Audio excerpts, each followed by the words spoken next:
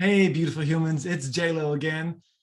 Quick little note. I was talking to a friend the other day about long-term fitness and deep health and everything else. And, I'm turning 60 this year, which is quite a milestone.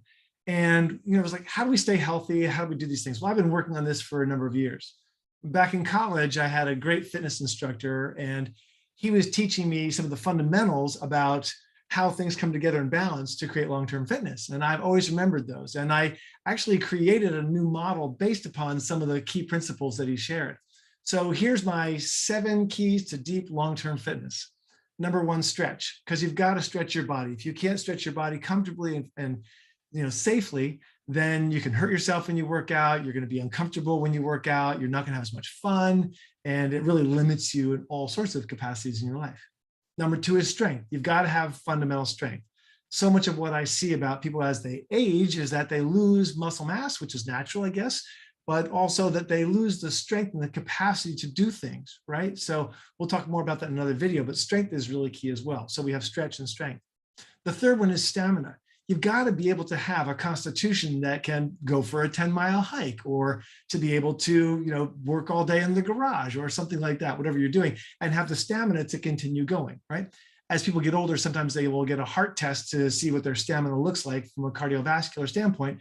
And many people, they find it weakens over time. The fact of the matter is, as we grow older, we can actually increase our stamina. The next is stability. So the fourth is stability. Stability is really key, because how many times have we heard, oh, grandma fell over and broke her hip, right? She lost her balance, right? So stability and balance are really key in the body. And there's a lot of things we can do for that. Next is to look at all of those from the standpoint of skills, because humans are learning machines, and everything that you can possibly imagine that a human can do involves some level of skill, capacity, learning, and so forth. So if you take the point of view and the mindset that I'm going to have, stretching as a skill, like yoga, or I'm going to take strength training as a skill, like how do I properly lift weights? What are the right things to do, right? Or stamina. How do I learn about how to increase my stamina? When are the best times of day when I have more stamina? What are the things I can do, like, nutrition and other things to increase my stamina, eating properly, right? And so forth. So that's a skill idea.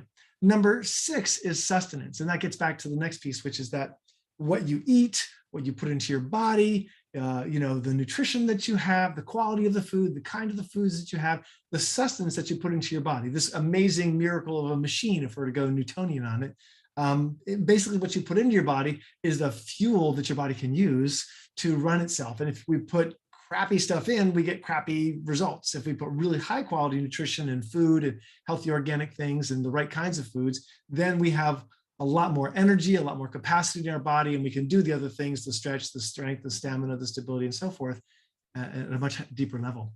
And then number 7 is my favorite, funny, but sleep, right? So for years, I survived on 5 to 6 hours a night of sleep, and that just isn't really great long-term. So sleep is super key. In fact, there's a huge amount of research right now that says that your brain, your body, your cortisol levels, all this stuff is directly related to how much sleep you get. So your capacity to engage, your capacity to produce, your capacity to think clearly, all are directly related to the sleep that you get. Sleep is a special kind of magic. Okay, so those are my 7 deep keys to long-term fitness: stretch, strength, stamina, stability, skill, sustenance, and sleep. But I'm going to give you a couple bonus pieces right now, okay? So the first one is sustainability. You've got to create a program for yourself that's sustainable. So if you decide, yeah, I'm going to go get it, and I'm going to increase my stamina, and you start, walking 20 miles a day, but you don't take care of the rest of your life, that's not going to work, right? Or if you go into the gym and you blow yourself out because you don't have a trainer and you hurt your muscles or you tear something, that's not sustainable. So you want to have a program that is created by lots of little habits that have embedded skills in them, and maybe coaching and training to make sure you're doing it properly, even if it's just YouTube videos where you're learning a lot. That will make it so that it's sustainable for you long term. The next is supplementation. I have found a dramatic change in my body depending upon the supplementation that I take. And there are people who say, well, you can get everything you need from food and juicing and all of that. Well, maybe that's true. Maybe it's not. My experience is it's not. So including having a really healthy organic diet that's mostly vegan, as well as juicing and everything else, I still find that the correct supplementation makes a huge difference. And there's a lot of longevity studies that support that as well. So we'll talk about that another time. Number 3 bonus is strategy. I really think that overall that your body is the platform, if you will, from which you live and experience your whole life, right? Starting with your brain, your heart, everything else. And so if you have a strategy for longevity, for well-being, for health and fitness and all these things, and you put that all together, then you can build that out. So for example, I lost a lot of strength and muscle mass during COVID. And I have a strategy, a 2-year plan that I'm working from the ground up, like legs and quads and everything else, and glutes first, core, and then out to the extremities, right? So that's my strategy, a 2-year strategy to recover that muscle, to increase that strength, and so on. And finally is speed. What I mean, bonus number 4, speed, is that you want to get after it, right?